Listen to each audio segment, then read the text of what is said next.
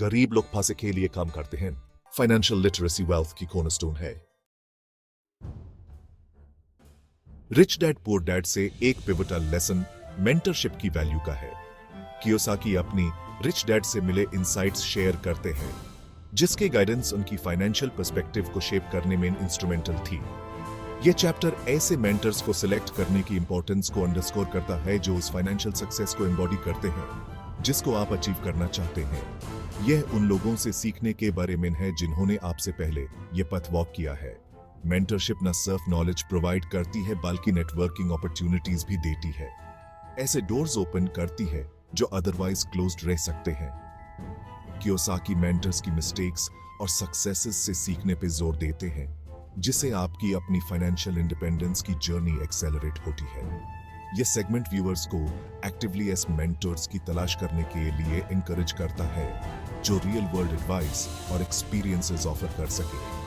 याद रखें, गोल सिर्फ सीखना नहीं है बल्कि इन लेसन्स को इस तरह अप्लाई करना है जिससे आपकी फाइनेंशियल डेस्टिनी मोल्ड हो। आइए उन रिलेशनशिप्स को चेरिश करें और उनकी तलाश करें जो हमारे फाइनेंशियल स्ट्रेटजीज की अंडरस्टैंडिंग और एग्जीक्यूशन को एलिवेट करने का वादा करते हैं। रिच डैड पुअर डैड सिखाता है कि पैसा एक टूल है जो या तो आपकी सेवा कर सकता है या आपको अपना गुलाम बना सकता है। यह चैप्टर पैसे के कॉन्सेप्ट को सिर्फ करेंसी से ज्यादा एक्सप्लोर करता है। यह फ्रीडम और सिक्योरिटी का एक मींस है।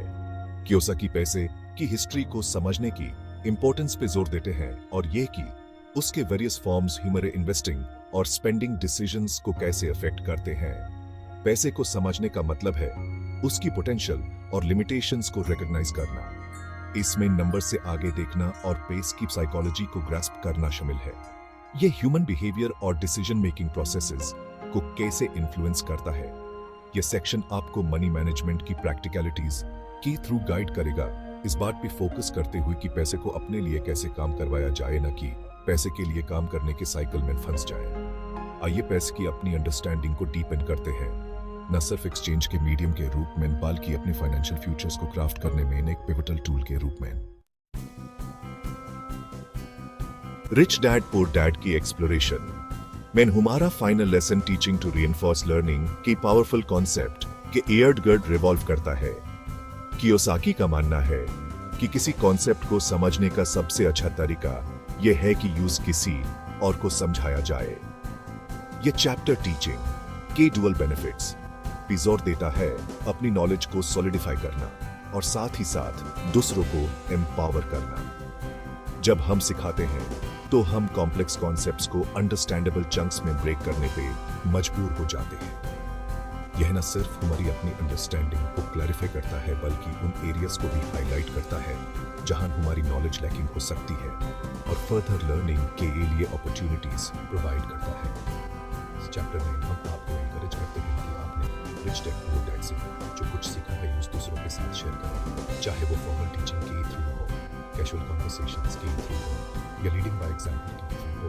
टीचिंग का एक्ट आपकी फाइनेंशियल प्रिंसिपल्स की अंडरस्टैंडिंग और एप्लीकेशन को सिग्निफिकेंटली एम्प्लीफाई कर सकता है। आज हमने रिच डैड पुअर डैड और फाइनेंशियल एजुकेशन भी उसके फाउंडेशनल लेसन्स की सरफेस को टच किया है। पैसे को समझने से लेकर टीचिंग की इंपॉर्टेंस तक यह लेसन्स आपके माइंडसेट और वेल्थ के प्रति अप्रोच को शिफ्ट करने के लिए डिजाइंड है। मैं आपसे ये अर्ज करता हूं कि इन लेसन्स को लें और उन्हें अपनी डेली लाइफ में इंटीग्रेट करें।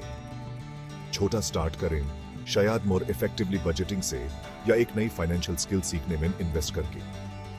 फाइनेंशियल इंडिपेंडेंस की जर्नी आसान नहीं है, लेकिन यह परसिस्टेंस और सही नॉलेज के साथ अचीवेबल है। जैसा कि रॉबर्ट कियोसाकी कहते हैं, पैसे के लिए काम मत करो, पैसे को अपने लिए काम करवाओ। आइसिस पावरफुल मंत्र को अपना गाइड बनने दें जब आप आज सीखे गए लेसन्स को अप्लाई करें। आइसिस सीरीज के नेक्स्ट पार्ट का इंतजार करें जहां हम रिच डैड पुअर डैड की टीचिंग्स में और डीपली डेल्व करेंगे। तब तक सीखते रहिए, बढ़ते रहिए।